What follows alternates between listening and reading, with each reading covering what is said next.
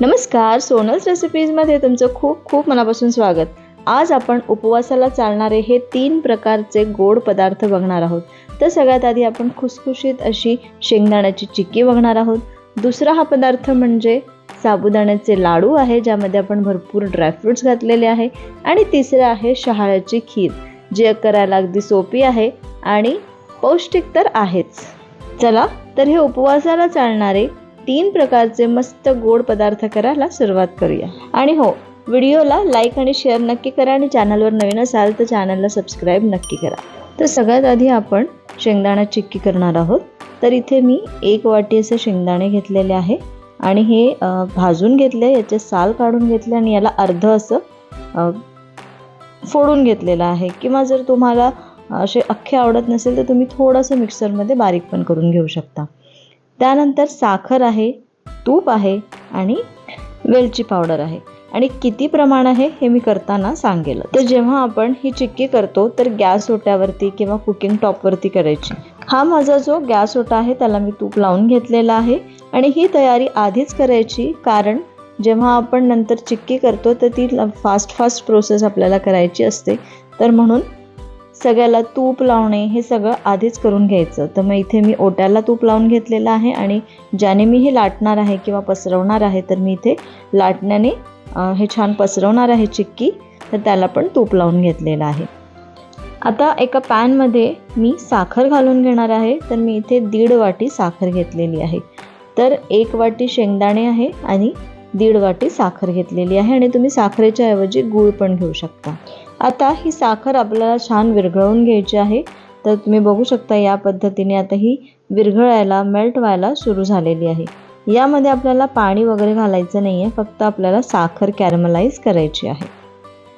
जेव्हा तुम्ही साखर विरघळायला ठेवता त्याला लगेच आपण असं करायचं नाही, म्हणजे लगेच मिक्स करायचं नाही, नाहीतर ती साखर परत गोळा होते आणि मग ती मेल्ट व्हायला जास्त वेळ घेते. साखर जशी आहे तशी ठेवायची आणि जेव्हा ती आपोआप मेल्ट होईल तेव्हा त्यानंतर आपण त्याच्यामध्ये चमच्याने छान मिक्स करून घ्यायचं. असं हलवत आता ही साखर पूर्ण मेल्ट करून घ्यायची. आणि मेल्ट करताना तुम्ही बघालच थोडीशी डार्क झाली पाहिजे, रंग थोडासा डार्क झाला पाहिजे. हे बघा या पद्धतीने. आता यामध्ये आपण शेंगदाणे घालून घ्यायचे आहे आणि गॅस आपला बंद करून घ्यायचा आहे. शेंगदाणे घालून लगेच आपण हे मिक्स करून घ्यायचं आणि मिक्स झालं की लगेच आपण ज्या ओट्यावरला तूप लावून घेतलेलं आहे त्यावरती हे मिश्रण घालून घ्यायचं. ही प्रोसेस फास्ट करावी लागते, म्हणूनच आपण ओट्याला आधीच तेल लावून घेतलेलं आहे.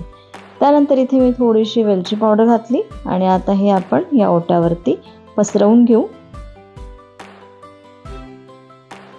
आता हे या पद्धतीने घालून घेतलं. कॅमेराचा अँगल थोडा वेगळा झाला आणि आता इथे आपण हे असं लाटून घेणार आहोत. तर इथे एक टिप अशी की साखर जेव्हा तुम्ही मेल्ट करता तर तेव्हा ती ओव्हरकुक झाली नाही पाहिजे. जर ती जास्त डार्क झाली तर असे तार तुटतात.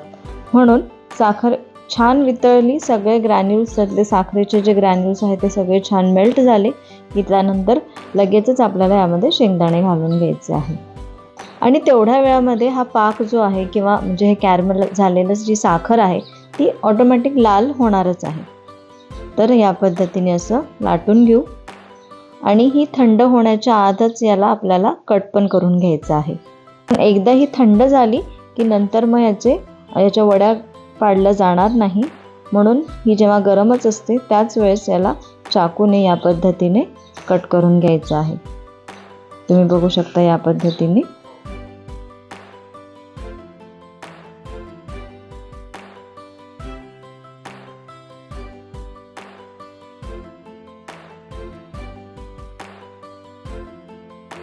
आणि थोडं थंड झालं, जर ते तुटत नसेल तर या पद्धतीने असं करायचं, म्हणजे लगेच आपल्या वड्या तुटतात.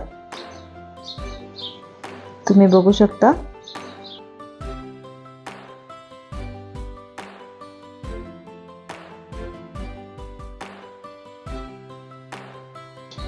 मस्त किती छान क्रिस्पी झालंय, खुसखुशीत झालंय, अगदी इझिली तुटत आहे. मी थंड झाल्यावर परत एक तोडून दाखवते. तुम्ही बघितलं. आता आपण याला सर्व करून घेऊ.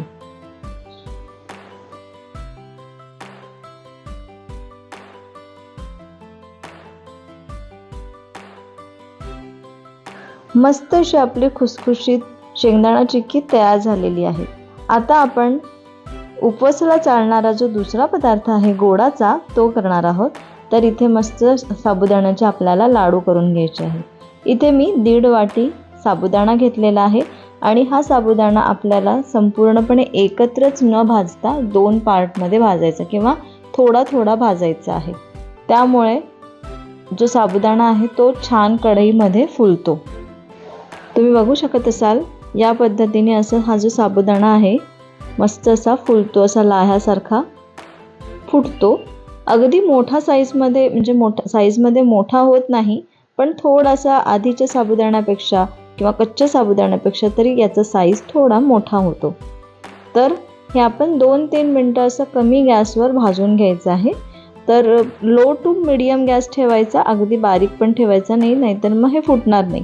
आणि जास्त जर ठेवला तर मग ह्याचा रंग बदलेल साबुदाण्याचा, तर आपल्याला हे पण नको आहे.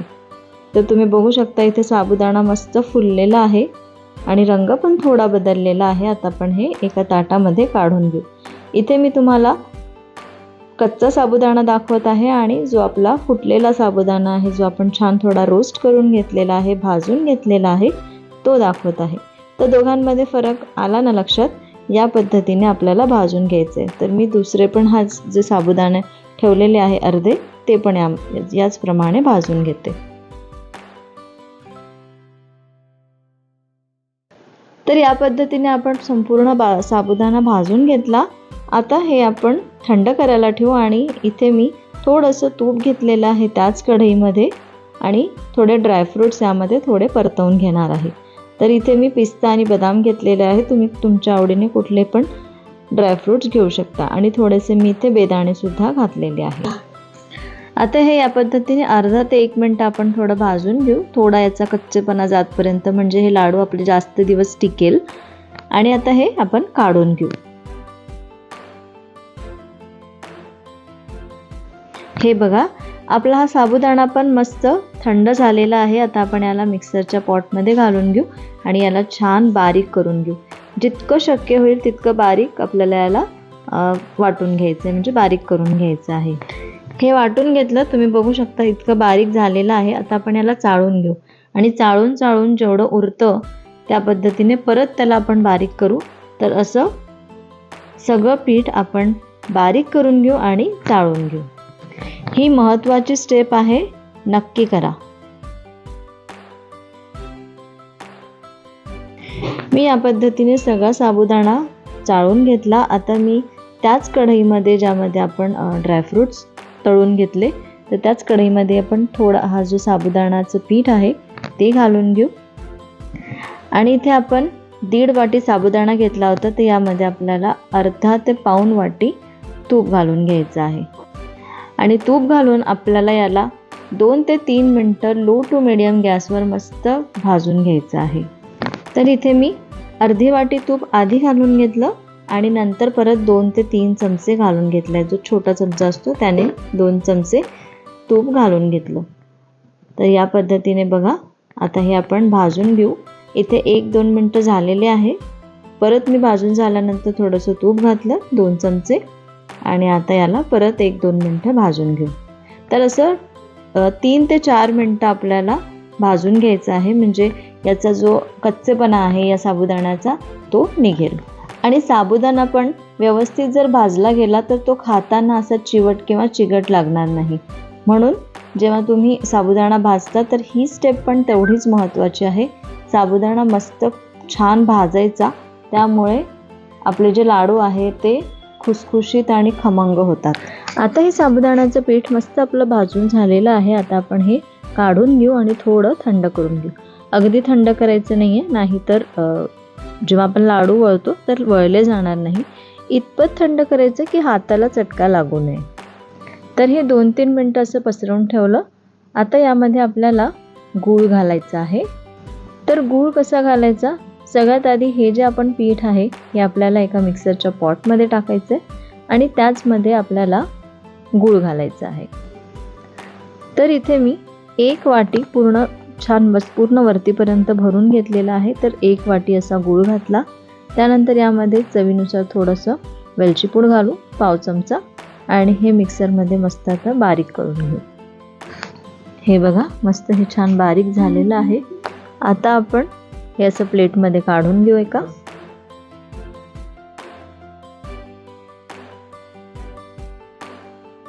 आणि आता यामध्ये आपण जो बदाम पिस्ता आणि मनुका छान भाजून घेतला होता तुपावरती तो पण यामध्ये घालून घेऊ आणि हे सगळं छान एकजीव करू आणि याचे लाडू वळून घेऊ।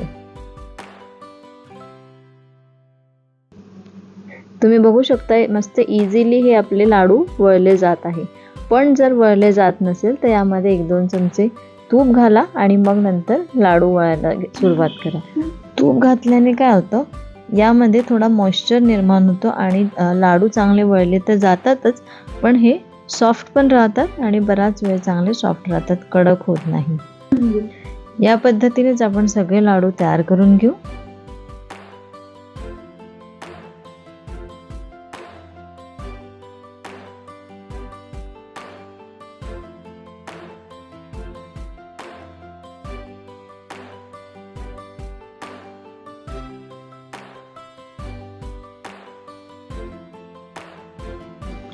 आपले सगळे लाडू मस्त तयार झालेले आहे, वळून छान रेडी दिसत आहे। तुम्ही बघू शकता किती सुंदर असा रंग पण आला आहे आणि चवीला तर अप्रतिम झाले होते। आणि हे लाडू बाहेर 8 ते 10 दिवस आरामात टिकतात, म्हणजे तुम्हाला फ्रीज मध्ये वगैरे पण ठेवायची गरज नाही। चला आता आपण उपवासाला चालणारा गोडाचा तिसरा पदार्थ तयार करून घेऊ, ती म्हणजे शहाळ्याची खीर। तर इथे खीरसाठी मी दूध घेतलेलं आहे, तर हे म्हशीचं दूध आहे, अर्धा लिटर दूध घेतलेलं आहे। हे आपल्याला गरम करून घ्यायचं आहे आणि याला अर्ध आटवून घ्यायचं आहे, म्हणजे 40% तरी हे आटलं पाहिजे।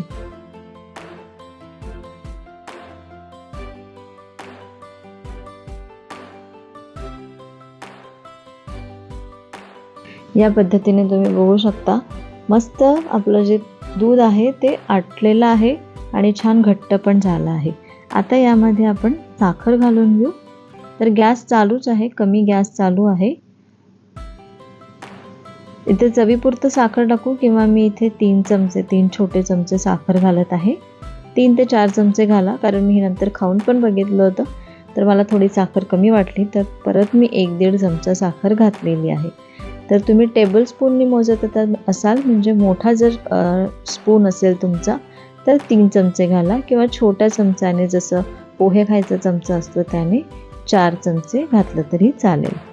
आता इथे आपण गॅस बंद केलेला आहे, ही साखर पण यामध्ये छान विरघळली आहे। आता आपल्याला यामध्ये नारळाचं दूध घालायचं आहे, तर इथे मी 1 वाटी नारळाचं दूध घालून घेते। इथे आपल्याला गॅस बंदच ठेवायचा आहे, गॅस अजिबात आता चालू करायचाच नाहीये। त्यानंतर आपण जे शहाळं आणलं होतं ते शहाळं म्हणजे काय, तर जो नारळ असतो पाण्याचा, ज्यामध्ये पाणी असतं, पाणी पिल्यानंतर जी मलाई निघते त्याला म्हणतात मलाई, ती बारीक करून घेतली होती आणि ती यामध्ये घातली आणि मिक्स केलेली आहे। तेवढं क्लिप माझ्याकडून डिलीट झालेलं आहे। तर आता ही आपली खीर मस्त तयार झाली आणि ही आपण सर्व केलेली आहे आणि याला तुम्ही थंड प्या, ही थंड जास्त छान लागते। आता मी थोडेसे काजू पण थोडे फ्राय करून घेतले आहे तुपामध्ये, ते यावरती ठेवून देऊ जस्ट फॉर डेकोरेशन।